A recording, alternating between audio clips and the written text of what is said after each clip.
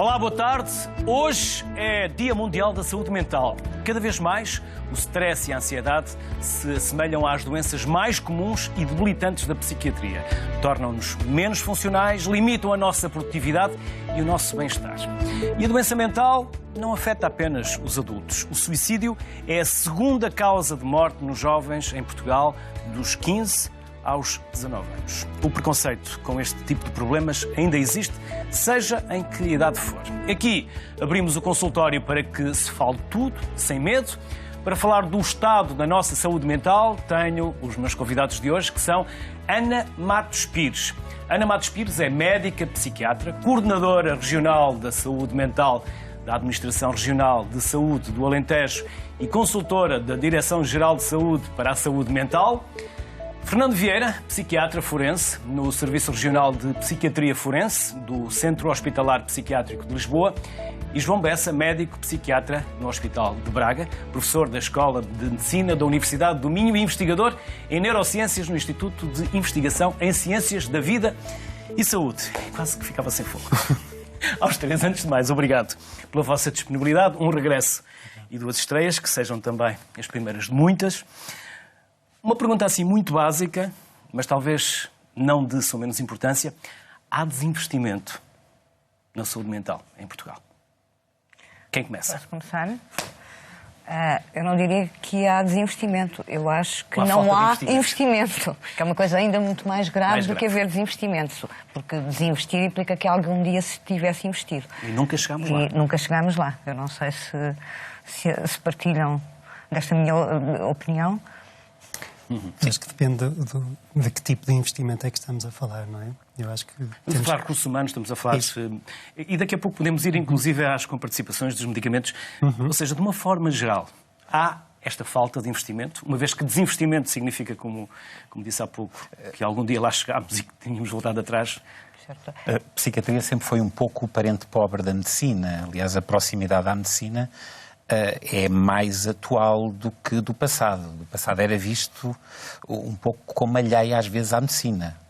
Nesse aspecto, pode ter havido alguns problemas na conceptualização em si própria e no financiamento. Ou seja, era quase um problema que nós varríamos por debaixo do tapete. Basicamente.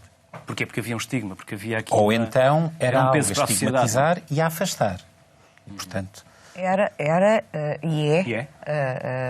o estigma em relação à doença mental mantém-se completamente presente. Mas voltando um bocadinho atrás em relação ao investimento, eu acho que estamos na altura ideal. Vamos iniciar uma nova legislatura e estamos na altura ideal, pegando um bocadinho no que o João dizia há bocadinho sobre que tipo de investimento. Eu acho que, de facto, é falta de investimento a todos os níveis.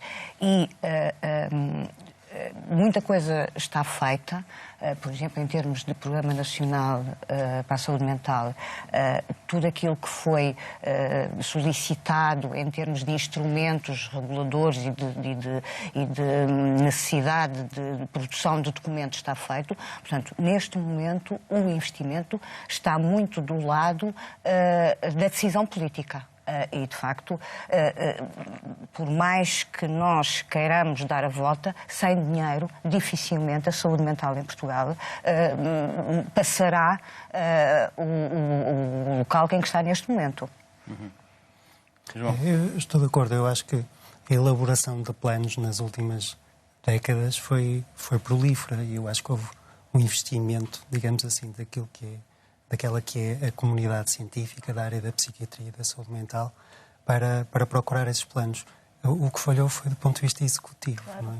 Claro. E eu acho que esse é o grande desafio agora para a próxima década, é conseguir pegar neste conhecimento que foi coletado, que foi pensado, que foi refletido e executar um plano. Foi pensado e refletido por quem? Por diversos profissionais? Pelos profissionais em diversos contextos. Essencialmente pelos profissionais. Portanto, desde a Sociedade Portuguesa de Psiquiatria e Saúde Mental, até áreas específicas, como, por exemplo, a temática deste ano, do Dia da Saúde Mental, que é a prevenção do suicídio, em que a Sociedade Portuguesa de Suicidologia participou de forma muito ativa na elaboração de um plano de prevenção. Agora falta executar. Claro, na prevenção de um plano de prevenção do suicídio, muitíssimo bem feito. com a colaboração, de facto, da Sociedade Portuguesa da Suicidologia e de pessoas, enfim, conhecidíssimas da nossa praça, e que tinha, teoricamente, o seu tempo de ser posto em prática entre 2013 e 2017 e que obviamente não foi, não foi e, portanto, obviamente não se vai refazer um plano. Isto uma coisa que acontece frequentemente em Portugal. Sistematicamente fazem-se planos que não são cumpridos e depois refazem-se os planos que não foram cumpridos. E eu penso que neste momento na saúde mental não é preciso fazer mais planos, porque os planos que existem são bons, e, portanto, é preciso aplicá-los. Aliás, muitas das coisas, e puxando um bocadinho para a área em que, por vezes, da Direção-Geral de Saúde, do Programa Nacional de Saúde Mental, muitas vezes também me perguntam, dentro da área da psiquiatria forense, por exemplo, especificamente em relação à psiquiatria forense, existe um planeamento que está feito, um programa que está feito, neste momento falta efetivamente executar, e, portanto, a questão agora está do lado, efetivamente, da execução e da vontade política. Nesse sentido. E essa execução tem a ver com verbas? Muitas das vezes tem, e obviamente tem que haver decisões. É claro que eu percebo que se puxarmos o lençol para tapar o pescoço, obviamente vamos tapar os pés. E, portanto, quem decide se está para os pés ou o pescoço, isso não é uma decisão técnica, é uma decisão política. É evidente que os recursos são escassos e, portanto, tem que ser decidido o que é que vai ser feito. Agora, que há planos feitos, Que há planos feitos, há trabalho muito consistente, Fernando, sabes bem, na tua área, aquilo que foi o trabalho deste último ano para tentar melhorar a situação da psiquiatria forense e de tudo o que diz respeito a essa área. E, de facto, deixemos-nos de meias palavras. É preciso dinheiro e é preciso investimento. E é preciso investimento na saúde mental, mais do que... É preciso investimento em toda a saúde, mas é preciso investimento na saúde mental, porque, de facto, nós partimos de um patamar inferior. A saúde mental tem sido extraordinariamente não investida. E por mais que nós, técnicos, nos esforcemos por isso, sem capacidade económica e sem vontade política. Nós estamos, neste momento, num momento determinante daquilo que é a vontade política de quem gera as políticas de saúde neste país em relação à saúde mental. O último Orçamento Geral de Estado de 2019 viu um único aspecto plasmado em sede do Orçamento Geral de Estado para a saúde mental, que foi o financiamento de 5 projetos piloto, um por cada ARS, Administração Regional de Saúde, no que diz respeito à implementação de equipas comunitárias. Estamos a 10 de outubro e nenhuma ARS ainda, nem nenhum de nós viu ainda esse desbloquear que está plasmado em Orçamento Geral de Estado. Mas cativado. João, e esta é uma oportunidade, como dizia Ana, uma oportunidade para sensibilizar vontades políticas agora que se inicia uma nova legislatura? Sem dúvida. Eu acho que este Dia da Saúde Mental acaba por ser essencial para recordar que esta é uma área prioritária nos cuidados da nossa população. Eu acho que toda a gente reconhece que houve avanços brutais naquilo que são os cuidados de saúde à nossa população, mas claramente a área da saúde mental, que é mais abrangente do que nós estamos aqui a falar, claro, depois podemos ver isso, não é? Claro. É realmente prioritária e essa mensagem tem que ficar muito clara para a população, mas também para os nossos políticos e decisores. Nós estamos a aumentar a nossa esperança média de vida, estamos a dar mais anos à vida e estamos a dar mais vida aos anos. Ou seja, estamos a fazer com que essas pessoas que vivem mais vivem com dignidade, com apoios, porque sabemos que a cabeça degenera, a cabeça também adoece. E estamos a ver cada vez mais pessoas idosas com menos qualidade de vida e com menos dignidade. Partilham desta Ou estou a ser muito dramático? Não estou completamente de acordo. Eu não acho que se viva com menos dignidade. Eu acho que houve avanços sociais e aí a saúde mental, naturalmente, não pertence só à saúde. A parte social é extraordinariamente importante e, sobretudo, quando falamos da terceira idade, eu não acho... os cuidados de saúde melhoraram, como dizia o João. Nós não temos dúvida nenhuma que se houve alguma área em que 74 foi importante para os portugueses, foi a construção de um Serviço Nacional de Saúde e foi a melhoria objetiva e que está à vista de toda a gente e que é inegável dos cuidados de saúde de uma maneira geral. Eu não acho que estejam piores. O que eu acho, eventualmente, é que não acompanharam, tanto quanto desejávamos, esse aumento da esperança de vida. Portanto, nós, ao aumentar a esperança de vida, criámos naturalmente outras necessidades. E, portanto, temos que fazer uma readaptação e dar resposta a essas novas necessidades. Fernando, concorda? Concordo. Aliás, as mudanças, a saúde mental é importante, mas temos que considerar, neste campo, mudanças... Agora está muito na moda falar-se em mudanças estruturais, mas eu diria também mudanças de mentalidade e até de novo acesso, de novas mudanças, novas conceptualizações dos próprios direitos humanos. Aliás, recentemente, houve uma lei que saiu que alterou aspectos do Código Civil, do Código de Processo Civil, o chamado o novo regime do maior acompanhado, destina-se justamente a alterar o instituto que havia da interdição e da inabilitação, em que a pessoa era interditada e, portanto, tinha um tutor que a representava para todos os efeitos e, portanto, era quase, eu costumo dizer, quase como aquele sketch dos Gato Fedorento, do primo Zé Carlos, que cala-te, eu é que decido por ti, e neste momento é diferente. Neste momento a lei insiste que a pessoa não é ser representada por alguém, é acima de tudo ser assistida e ser acompanhada por alguém. E isto é uma mudança filosófica de base para a qual nós não estamos preparados, penso eu, e que vamos ter que nos adaptar, justamente no sentido de conferir uma maior dignidade à pessoa com mais idade, e às pessoas que estão em fases iniciais de processos demenciais, que podem, muitas vezes, já não conseguirem decidir algumas coisas mais complexas, mas têm direito a que seja preservado os seus desejos, a sua dignidade e a sua vontade dentro do que são as capacidades dela. E as capacidades dessas pessoas estão a ser asseguradas de acesso, por exemplo, a medicamentos? João? Essa é uma questão difícil, obviamente, não é? No que diz respeito à medicação. Mas, relativamente ao envelhecimento, eu queria só dar um passo atrás e recordar que nós estamos muito focados nas patologias e, portanto, naquilo que pode correr mal com o envelhecimento. Mas eu acho que o envelhecimento não é só isso. Não é? Quando temos que olhar para a idade, também temos que ver numa perspectiva daquilo que é o envelhecimento saudável e daquilo que são os ganhos que acontecem com a idade. E eu acho que a nossa sociedade tem que estar cada vez mais atenta a isso, isto é, a experiência, o saber acumulado que cada um de nós ao envelhecer acumula é essencial para a nossa sociedade. Claro que com esse envelhecer aumenta a prevalência de algumas patologias, nomeadamente neurodegenerativas, não é?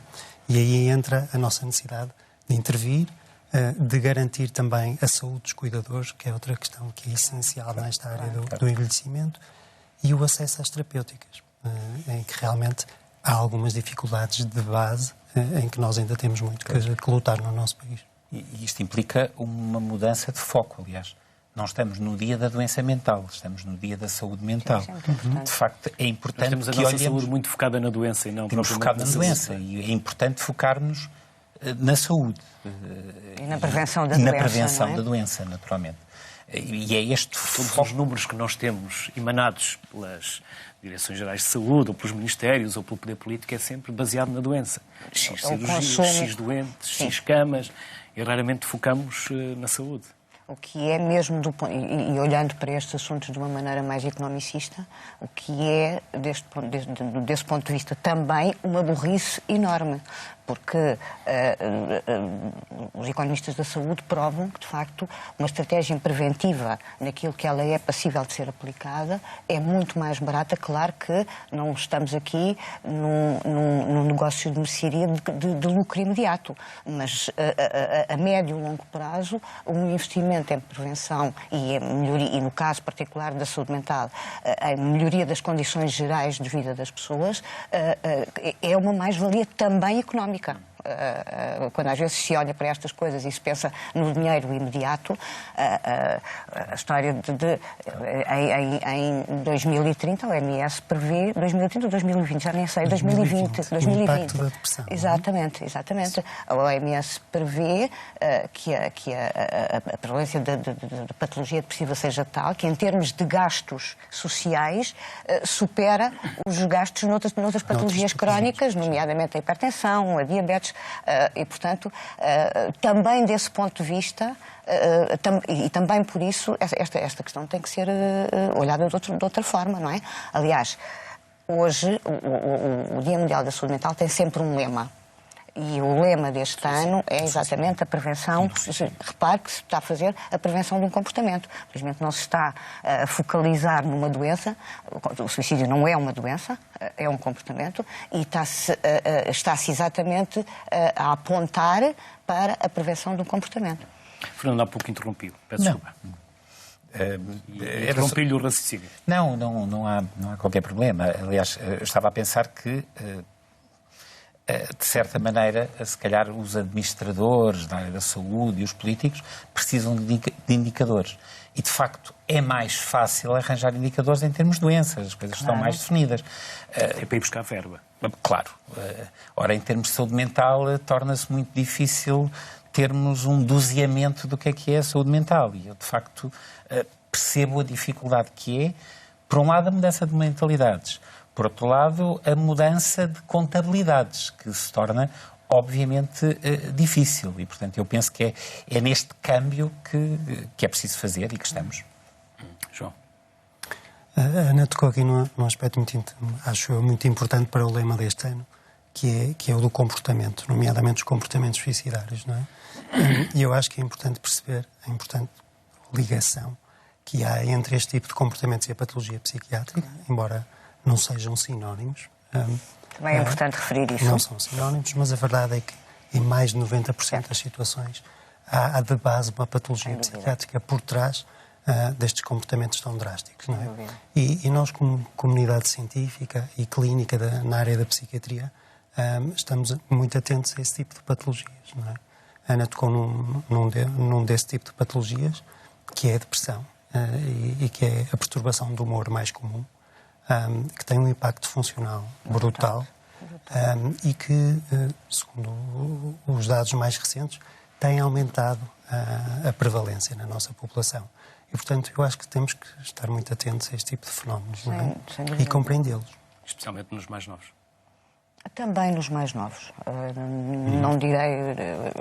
Não direi especialmente, mas também nos mais novos. Eu acho, de qualquer maneira, que os adultos e os adultos jovens, se pensarmos nas perturbações depressivas, são neste momento, de facto, o grosso da coluna, digamos assim. Eu sou muito economicista, tão mais importante quanto são a população ativa, não é? E agora, é verdade que, no caso particular do nosso país, se a saúde mental tem problemas, a saúde mental da infância e da adolescência tem mais um problema. Tem sido extraordinariamente não investida. A carência de recursos, nomeadamente em termos clínicos, é enorme.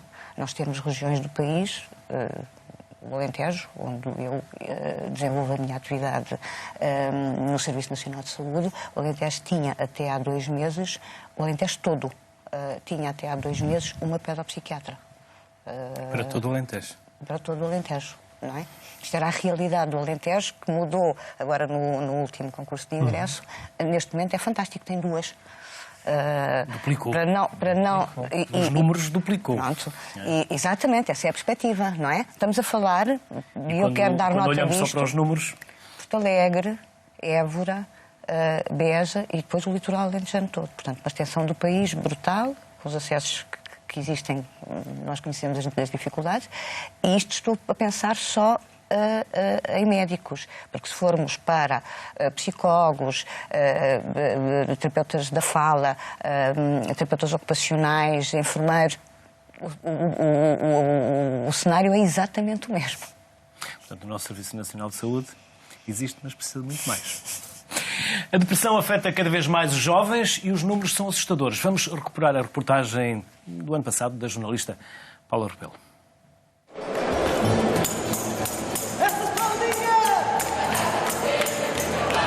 Tunas há muitas, mas a de Medicina da Universidade do Minho tem também uma vertente terapêutica.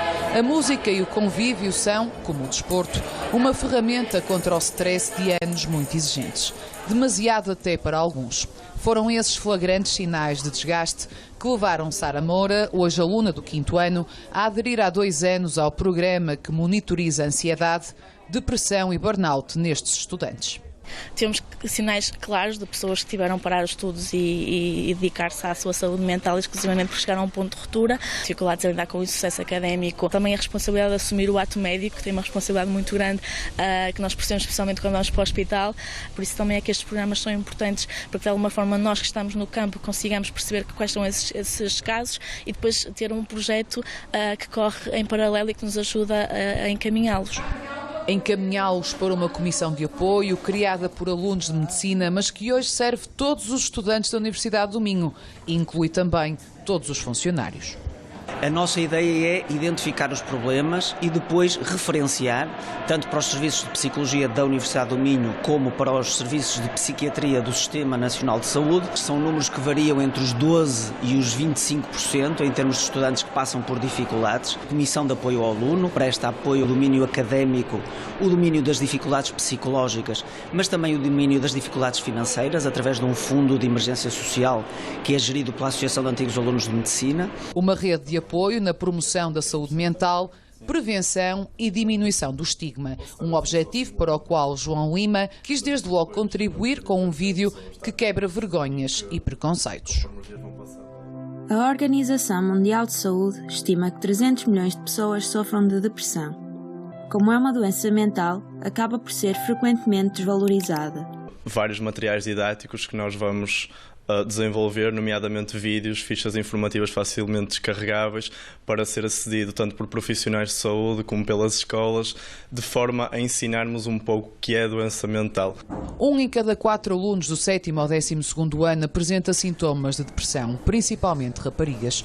O estudo da Escola Superior de Enfermagem de Coimbra, há quase 7 mil estudantes, revela ainda que 40%, 600 nesta amostra, têm risco elevado de comportamentos autolesivos. Soma-se o alerta dos suicídios, 829 em 2016, mais de 2 pessoas por dia, sendo a segunda causa de morte entre os 15 e os 29 anos. É uma área que nós temos que apostar mais, desde cedo, com os pediatras, os médicos de família, conseguir atuar, mas é um problema também ultrapassa as barreiras da saúde. Isto é um problema da própria sociedade, do nível que os pais põem exigências aos filhos. Seguramente o Ministério da Educação tem aqui um papel fundamental. Temos estado a trabalhar com eles em vários domínios, desde a questão, por exemplo, da promoção da alimentação saudável, à promoção da atividade física, à prevenção de comportamentos aditivos e dependências. Para aumentar a prevenção, o diagnóstico precoce, assim como a devida articulação de serviços, sem estigmas, para tratamentos certos, na altura certa. João Bessa, como se dizia ali na reportagem, este não é um problema só dos jovens, também é um problema da sociedade, dos pais, do contexto, da escola. E nós pensamos no problema do suicídio em todas estas vertentes? Eu acho que temos mesmo que pensar. Não é? E estamos a pensar? Ora bem, eu acho que foram elaborados planos para poder haver uma articulação dos diferentes contextos. Não é? Ainda há pouco falávamos que não podemos olhar só para o contexto da patologia, temos que ser muito mais abrangentes. E, portanto, as coisas nunca são só uma coisa. Exatamente. São essa coisa e muitas outras. Não é? Portanto, ver o contexto escolar, o contexto familiar e articular diferentes instituições e serviços que prestam apoio nestes diferentes contextos. Portanto, acho que temos que olhar para o problema dessa forma muito multidimensional, não é? Do ponto de vista clínico, obviamente, é importante perceber os fenómenos, é importante fazer o diagnóstico e é muito importante depois desenvolver estratégias de apoio. E, nesse sentido, eu queria reforçar a ideia de que na área da psiquiatria nós, ao contrário daquilo que muitas pessoas pensam e dizem, até na população, nós não nos limitamos a prescrever um fármaco e voltar a ver o doente passado, ou a pessoa passado 6 ou 8 semanas. Não é isso que acontece. Nós elaboramos, ou temos que elaborar um plano que pensa na pessoa como um todo e que, portanto, para além da questão da medicação, que pode ou não ser necessária, é preciso intervir também no contexto familiar, quando estamos a falar dos jovens em particular, no contexto escolar, muitas vezes, e víamos um exemplo ainda há pouco na reportagem de como é importante também na comunidade académica detectar estas situações e referenciá-las, e é esse plano que permite, achamos nós, que permite a prevenção de algum tipo deste tipo de comportamentos. Sim, diga. Sem dúvida, aliás, mais uma vez, voltando ao Alentejo, é público, o Alentejo tem 3 vezes a taxa nacional de suicídio. E já não estamos a falar nos comportamentos suicidários, focalizando-nos mesmo em suicídio. E a verdade é que, eu costumo usar um neologismo para dizer isto, a verdade é que quando nós vamos tentar perceber o fenómeno, o que nós temos é achismos. Nós achamos que o isolamento faz mal, nós achamos que a viuvez faz mal, nós achamos... Mas um estudo de campo, sério, metodologicamente bem feito, multidimensional... Nunca foi feito?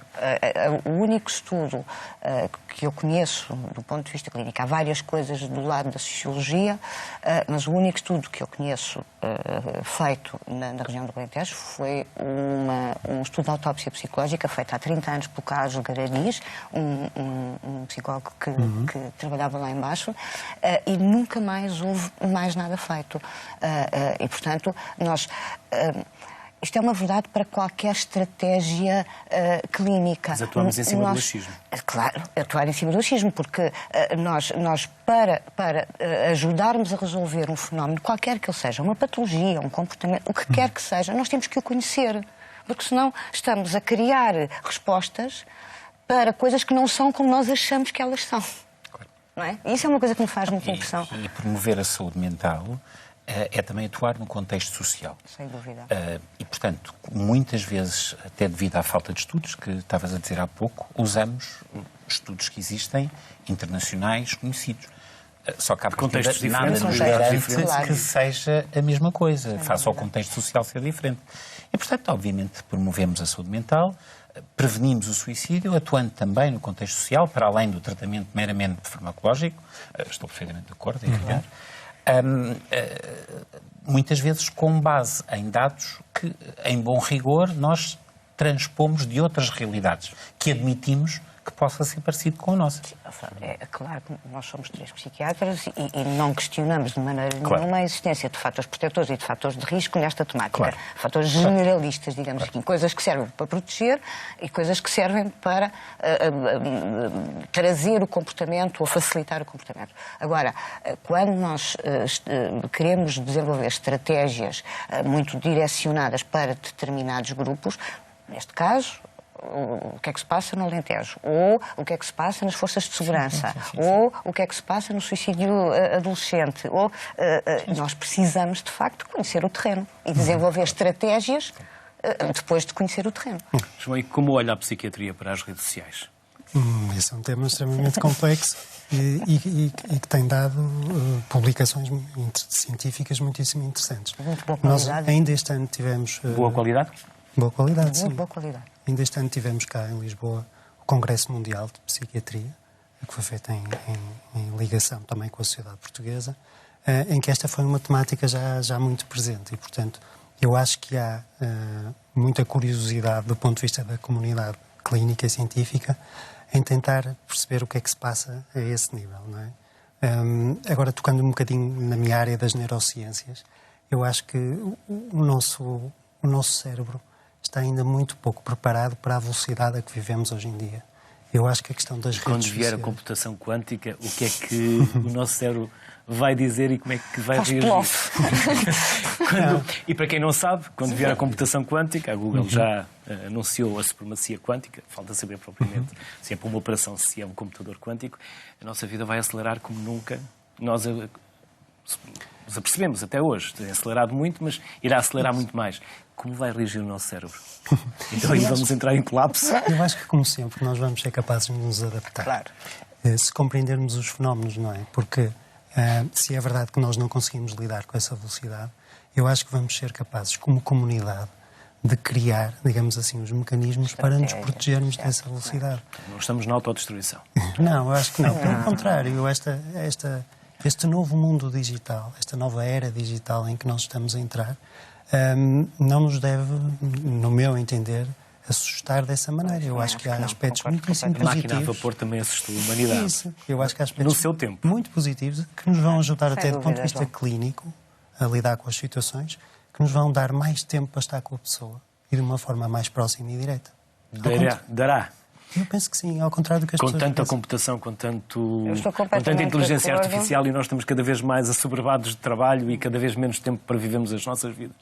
Isso talvez Não seja acho. verdade atualmente, mas eu acho que nós vamos ser capazes de criar esses mecanismos, vamos ver. Eu acho que com essa inteligência artificial, em breve, os computadores que neste momento, e os ecrãs e os teclados, que são um obstáculo entre nós e a pessoa que precisa da nossa ajuda, vão desaparecer e, portanto, vai haver uma proximidade maior se nós tivermos essa ajuda digital para as tarefas mais banais. Há esperança para a humanidade. Eu acho que sim. Eu Mas não quero desviar do seu... Sim, mas diga. Não, eu estou completamente de acordo com o João e até para me defender a mim que sou uma utilizadora de redes Talvez um dia sociais. pôrmos os computadores ou os softwares a pagar impostos. Não, mas Em vez de nós. eu acho que como tudo o que é novo traz problemas novos.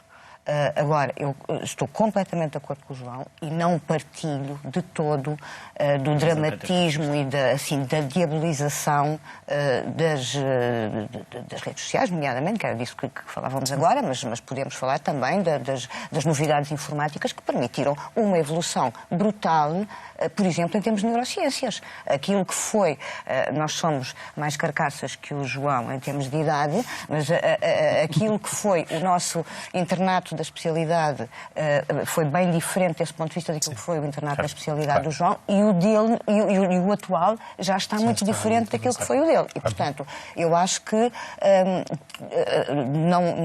não devemos, não se deve diabolizar.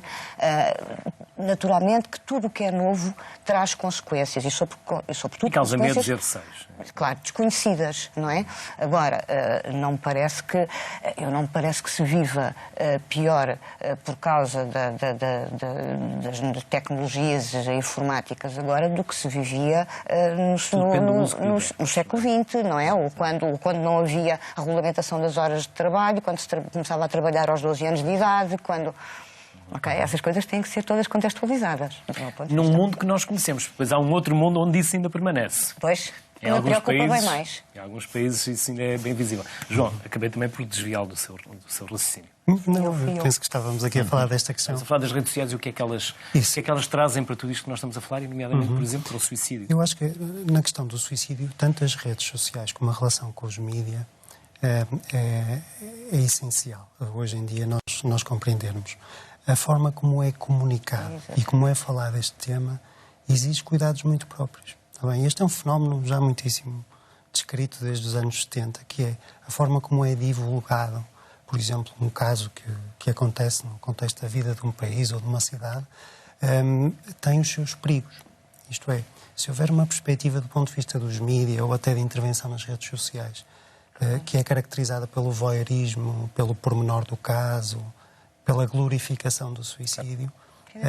Não traz nada de nós novo. sabemos que há fenómenos de replicação. Mudar isso quando há um acidente na faixa do lado contrário, nós paramos para ver, nós temos este lado mórbido, este lado do belo horrível, digamos assim.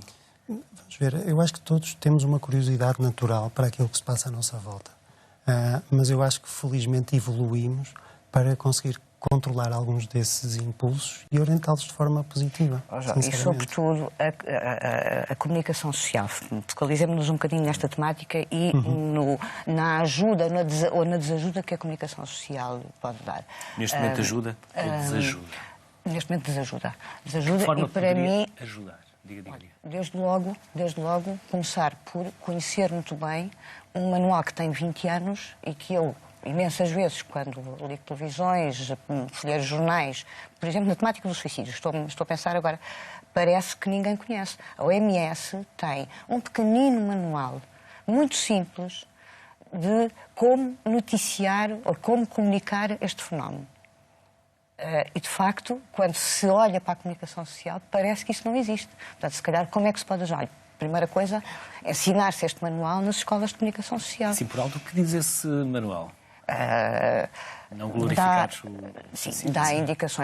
dá indicações precisas sobre como é que se deve noticiar o suicídio, não enaltecendo o quadro, não descrevendo pormenores sobre a metodologia, o método usado, apontar sempre as linhas de apoio e formas de procura de ajuda. Coisas muito simples que, se forem cumpridas, fazem toda a diferença. Isto está estudado, este efeito protetor está estudado. E que tal a vossa ordem fazer uma ronda pelos órgãos de comunicação social para os relembrar disso?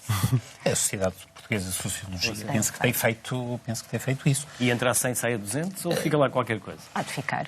Existe uma coisa. Acho que fica sempre. Há de ficar. Eu acho que há uma coisa que é a guerra de audiências e eu percebo que, de facto, às vezes, entre o dever e a ética e os números, tudo isso conta. E eu penso que isso, efetivamente, é uma dificuldade. E, em relação ao suicídio, um dos problemas é justamente a imitação, um dos problemas é quase que a glorificação que a comunicação social pode dar. Mas, de resto, existe, penso eu, alguns pactos e alguns aspectos éticos. Estava-me a lembrar, por exemplo, o suicídio em pontes, que é relativamente consensual, habitualmente ser dado ou não ser dado, ou ser dado com todos os devidos cuidados, por exemplo, porque é evidente que temos que ter cuidado com fenómenos de imitação, temos que ter cuidado com a glorificação, com a dimensão aumentada, que nós sabemos que acontece e isso está estudado internacionalmente.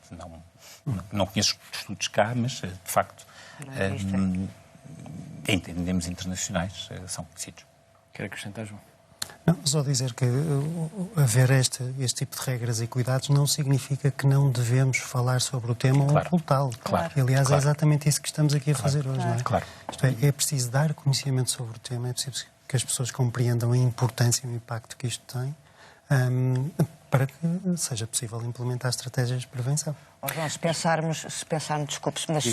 pensarmos na prevenção dos comportamentos autolesivos e das tentativas de suicídio, de facto, falar é o melhor remédio, direi eu como chavão. Se nós não chegarmos à fala com as pessoas que estão com estas dificuldades, não os podemos ajudar. Portanto, não é não falar que nós estamos aqui a defender. Antes pelo contrário. Não é esconder o problema, varrê-lo e esquecer essas pessoas e fugir não dos é a mortos. comunicação social, não é? Já este ano, na Ilha Terceira, nos Açores, a Casa de Saúde do Espírito Santo lançou uma campanha de prevenção do suicídio. Vamos ver a reportagem do jornalista Miguel Valadão Duarte. Está aberta a campanha Setembro, mês da prevenção do suicídio. Uma iniciativa da Casa de Saúde do Espírito Santo, que culmina no dia 10, Dia Mundial da Prevenção do Suicídio, no Centro Cultural e de Congressos de Angra do Heroísmo. Nós estamos em 4º lugar a nível das 7 regiões do país. Acima de nós está o Alentejo, claramente acima, enfim, com todo o problema da solidão do Alentejo, Algarve e a área metropolitana de Lisboa. E depois logo a seguir somos nós. Vamos tentar ajudar as pessoas a detectar alguns sinais que possam levar a casos tão dramáticos que nós temos vindo a assistir. Que sinais poderão ser esses? Os sinais podem ser sinais no âmbito de depressões, de alterações de humor, de consumos de substâncias. Com cerca de 23% da população diagnosticada com algum tipo de doença mental, Portugal é o segundo país da Europa com maior prevalência deste tipo de doenças. Os Açores apresentam 9 óbitos por suicídio em 100 mil habitantes, um ponto abaixo da média nacional, mas com tendência a subir, sobretudo nos homens e em faixas etárias jovens e produtivas. Sabemos também que as idades compreendidas entre os 15 e os 30 anos também são prevalecentes em relação ao suicídio e que existem vários fatores, desde o cyberbullying, ao mobbing, ao desemprego, à própria pressão em relação à imagem que se deve ter nas sociedades modernas. Depois temos também o público com mais de 65 anos, aqui com as questões claramente relacionadas com a solidão, com as doenças prolongadas e até por sentirem-se muitas vezes um estorvo para a própria família. Quanto mais conscientes nós tivermos daquilo que podem ser potenciais sinais de alerta, por vezes uma tristeza que não desaparece, por vezes uma referência muito regular à possibilidade da pessoa se suicidar, alguns pensamentos mais desesperantes sobre aquilo que é a vida, são exemplos de sinais que nós devemos estar alerta. Não são necessariamente confirmatórios, mas são alguns indícios que podem, por exemplo, encorajar a que haja uma intervenção junto àquela pessoa. Por ano, estima-se que morram em todo o mundo cerca de 1 milhão de pessoas por suicídio. Por cá, são mais de 1000 os portugueses que põem termo à vida em cada ano, com Portugal a apresentar a mais elevada taxa de suicídios da Europa, no que diz respeito à população acima dos 65 anos. João, podemos caracterizar as doenças mentais com alguma diferenciação entre homens e mulheres? Eu acho que são bem conhecidas diferenças de prevalência entre géneros em alguns tipos de patologias psiquiátricas. E, portanto, isso é claramente reconhecido. Por exemplo, nas perturbações do humor, na depressão, há uma clara diferença entre géneros. Estamos a falar mais em senhoras do que homens. A relação é quase de 2 para 1, no caso da depressão. Já noutras doenças mentais graves, sabemos que, por exemplo, no género masculino, na área da psicose, o prognóstico é pior, ou tem uma evolução mais desfavorável ao longo do tempo e a idade de início é mais precoce. Portanto, essas diferenças de género são bem conhecidas. Até do ponto de vista biológico, tem havido algum interesse em perceber qual é o contexto dessas diferenças de género. Há muito tempo achávamos que era apenas do ponto de vista hormonal, que haveria aí diferenças importantes, mas sabemos hoje em dia que vai um bocadinho para além disso.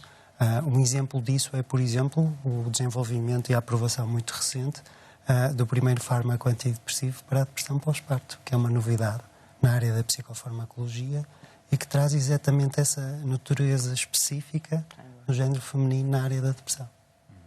Com uma patologia mental consequente à menopausa, por exemplo, que é uma coisa que está, do meu ponto de vista, muito pouco valorizada, não é? Em particular as profundas alterações do sono que a menopausa determina e as consequências que isso acarreta, naturalmente. Menopausa nas mulheres, andropausa nos homens? Mas não é a mesma coisa. Não é, em termos puramente endocrinológicos, não é exatamente a mesma coisa. São os aspectos hormonais que eram conhecidos e que agora se começa a ir um pouco mais além. João, como podemos encarar ou como podemos definir a saúde mental à luz da psiquiatria contemporânea?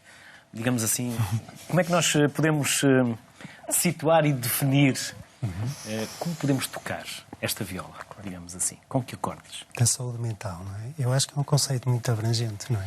E mais uma vez, eu acho essa pergunta muito importante, que é para olharmos para aquilo que é o nosso bem-estar psíquico, muito para além da ausência ou presença de sintomas psiquiátricos, não é? Eu acho que o bem-estar psíquico engloba dimensões do nosso funcionamento. Há aqui uma harmonia. Tem que haver uma harmonia, não é? Tem que ver com... Eu ter puxado essa metáfora da viola e dos acordes. Sim, de certa forma, não é? Eu acho que a nossa vivência, idealmente, é uma vivência completa, de certa forma musical, harmónica, que engloba aspectos muito diferentes, não só aquelas categorias da psicopatologia. Portanto, não é só o humor, não é só o pensamento, é mais do que isso. Não, mas isso é verdade para a noção de saúde em geral. Aliás, a definição de saúde dada pela Organização Mundial de Saúde fala em bem-estar físico, psíquico e social. Portanto,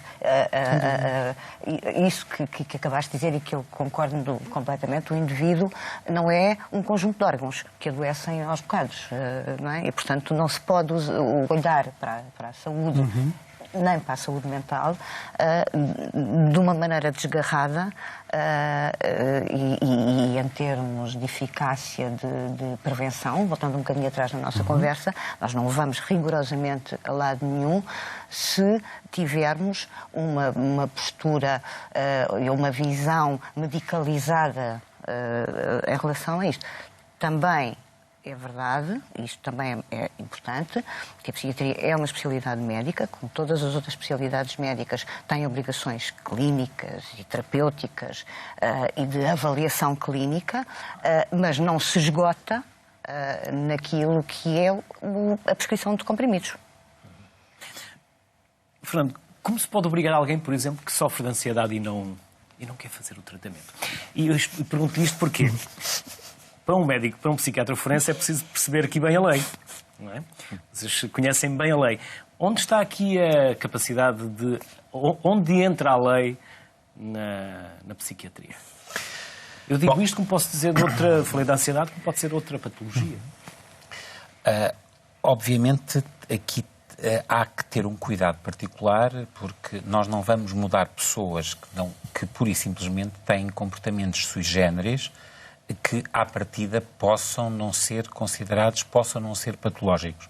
E que, obviamente, não é fácil distinguir a fronteira, muitas vezes, entre o que é normal e o que é patológico. Em algumas situações é mais simples, quando se está a falar de algo categorial, obviamente não temos dúvidas, por exemplo, se uma pessoa está numa situação de psicose ou de esquizofrenia ou alguma dessas patologias conhecidas, que nós sabemos que uma pessoa com essa doença é qualitativamente diferente de uma pessoa dita, chamemos-lhe assim, normal. Coisa bem diferente é quando estamos a falar de algumas perturbações, a perturbação da ansiedade, a própria perturbação depressiva, em que muitas vezes não é fácil distinguir a tristeza da depressão, ou distinguir o que é uma pessoa ansiosa de uma perturbação de ansiedade.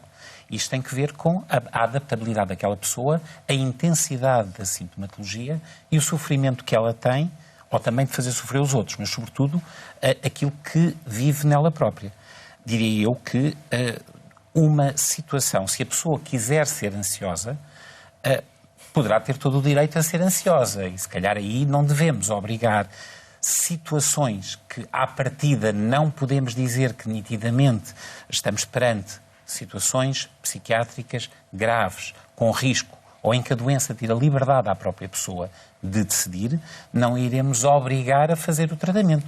Uma pessoa que tem uma doença física, que tem uma angina de peito, que tem diabetes, pode não querer tratar-se. Eu aí, basicamente, terei que ver qual é a lógica dentro daquela pessoa e para aquela pessoa. Ou seja, a primeira coisa que eu tenho que fazer é se eu compreendo a atitude da pessoa e não se querer tratar, ou se eu não consigo compreender e tenho que recorrer mais facilmente à explicação. Ela só está a fazer isto porque está doente. E aí é diferente, nós podemos efetivamente utilizar... É aquele que não reconhece a sua doença, não é? Claro. Mas a questão não reconhecem a sua doença. Mas a questão não é essa, é saber se a doença interfere com a capacidade de decisão. E basicamente os psiquiatras têm algum treino nesse sentido para, se for caso disso, poder ser acionados os mecanismos legais, nomeadamente a lei de saúde mental, inclusivamente a questão do internamento compulsivo, para tratar essas pessoas. Mas, obviamente, tem que haver alguns pressupostos muito apertados e isso é uma decisão que, sendo médica, tem que ser sindicada judicialmente. Porque eu não posso tratar uma pessoa lá porque eu é que sei o que ela... É necessário uma junta médica? Não necessariamente. Nomeadamente no caso de internamentos compulsivos, é necessário que, sendo um tratamento contra a vontade da pessoa, em que a pessoa fica privada de liberdade num hospital, de certa maneira é preciso que essa privação de liberdade seja sancionada, seja sindicada no Estado de Direito. Isso é só o Tribunal que o pode fazer. E é por isso que quem fica internado compulsivamente, em 48 horas, tem que haver uma decisão judicial de um juiz de direito a autorizar, a sancionar esse internamento. Porque senão é uma privação de liberdade arbitrária. E nesse sentido existe, nomeadamente, a lei de saúde mental, já há mais de 20 anos. Deixe-me só aqui deixar um apontamento que eu acho que é importante em relação à história da lei de saúde mental. A lei de saúde mental existe para proteger o doente, para a proteção do doente, não é para a proteção da sociedade do doente, não é? E isso é uma coisa que é muito importante, portanto, não é para castigar, não é para, não queres, mas eles mandam e fazes, não é exatamente assim. É para a defesa daquela pessoa que não está capaz. Não é uma punição, é o caminho para o tratamento, no fundo, para a salvaguarda, não é? Sim, no mas fundo, também é uma proteção da comunidade ou da sociedade, em casos mais extremos. O que está em causa, nos termos legais, é bens jurídicos de relevante valor, próprios ou alheios. Portanto, aqui o que está em causa é o bem jurídico, a vida, a liberdade, a saúde, não a pessoa em si. São bens jurídicos que aquela pessoa concretiza nela própria e, por estar doente, necessita de tratamento. O meu ponto é, a lei de saúde mental e esta possibilidade do internamento compulsivo não existe para proteger criminosos. Claro, isso é uma coisa que eu acho que é muito importante explicar, quer dizer, porque os ganhos secundários da patologização existem, e se aquele senhor tiver, ou aquela senhora, um diagnóstico, eventualmente, à luz do diagnóstico, pode safar-se das indicações judiciais que existem. Inimputável. Pronto, e não é disso que estamos a falar. Eu queria só complementar só com uma ideia que eu acho que é muito importante desmistificar, que é esta ideia da perigosidade ligada às perturbações psiquiátricas. E é preciso desmistificar isso de uma forma muito clara.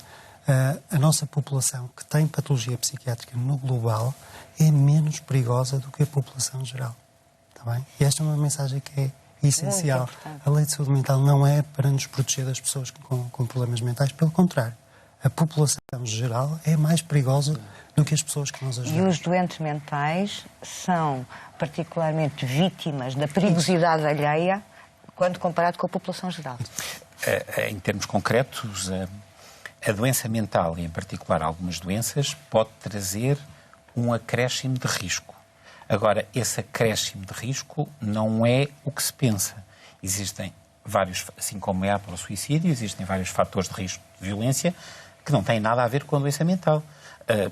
Ser-se homem, por exemplo, o sexo masculino é um fator de risco de violência em relação ao sexo feminino. Ser-se mais jovem é um fator de risco em relação a ser-se mais idoso. Portanto, existem fatores de risco e a doença mental é um fator de risco como muitos outros. E, portanto, não podemos dizer que, à partida... que há uma diabolização. Não pode ser feita uma diabolização, até porque, como a Ana disse, os doentes mentais também são mais frequentemente vítimas de violência.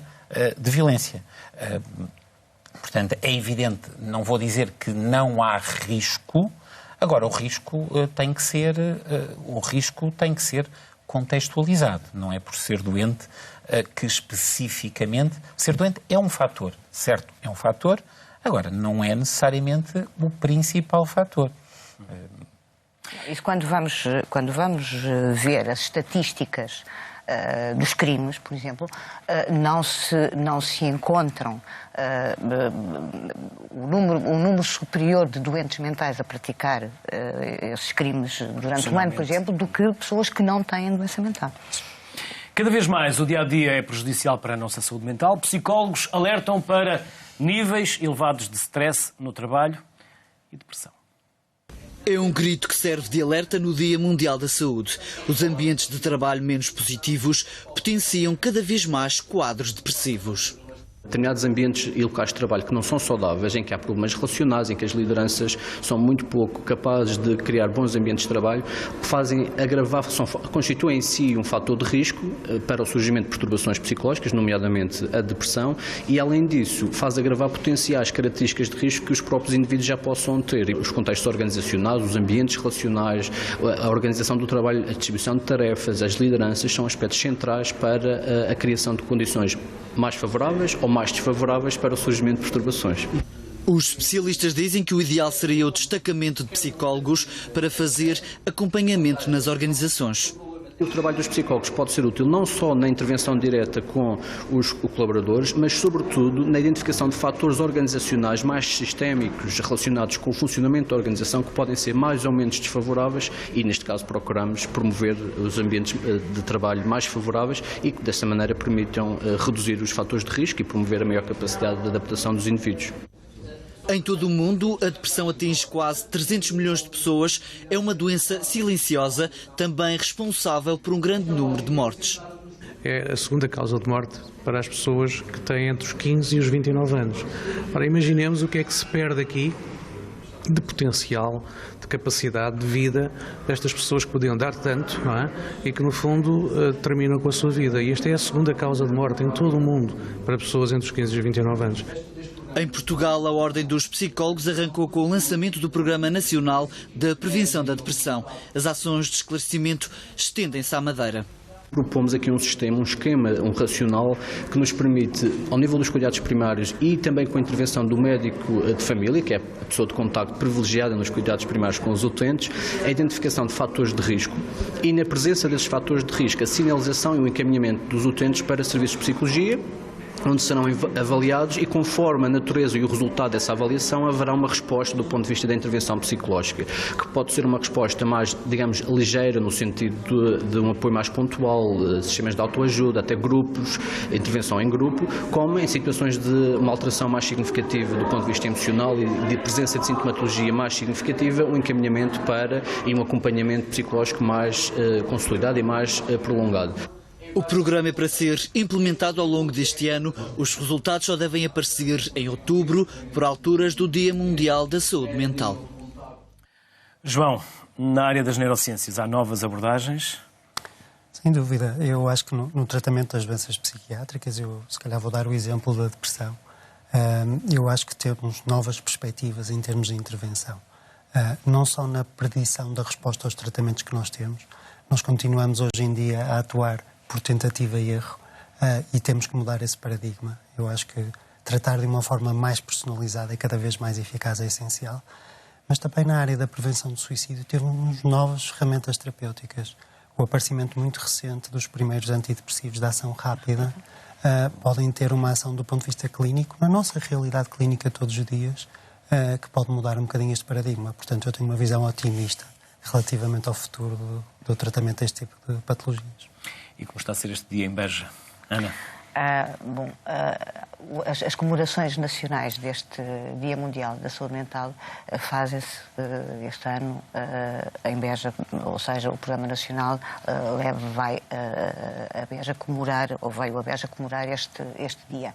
E está a ser muito fortuito porque, no fundo, é um dia de reativação do Plano Nacional de Prevenção do Suicídio e, portanto, estamos a discutir neste dia boas práticas nas diferentes áreas, nomeadamente projetos como o iSchool, o Mais Contigo, os projetos que nós estamos a desenvolver no Alentejo, e vai ser lançado hoje em primeira mão um conjunto de filmes de animação feitos com a chancela da Universidade do Minho e com a promoção da Direção-Geral de Saúde, destinado exatamente ao aumento da literacia em saúde mental.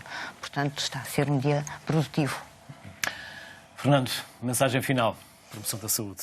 Bom, a mensagem final é uma responsabilidade muito grande, mas de qualquer das maneiras eu diria que, estando no Dia de Saúde Mental, há que promover a saúde mental.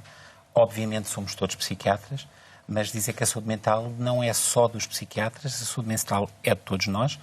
É importante que as pessoas tenham uma vida saudável no sentido de promover a sua saúde mental, que os técnicos de saúde mental não são só os psiquiatras, são também os psiquiatras e são muito importantes na saúde mental, mas temos que considerar o papel importantíssimo que têm os médicos de família, o papel importante que têm os psicólogos e todos os outros técnicos, e, portanto, era dar também uma mensagem de esperança e fazermos pela saúde mental, pensarmos na saúde mental e não pensarmos unicamente na doença mental. Excelente mensagem.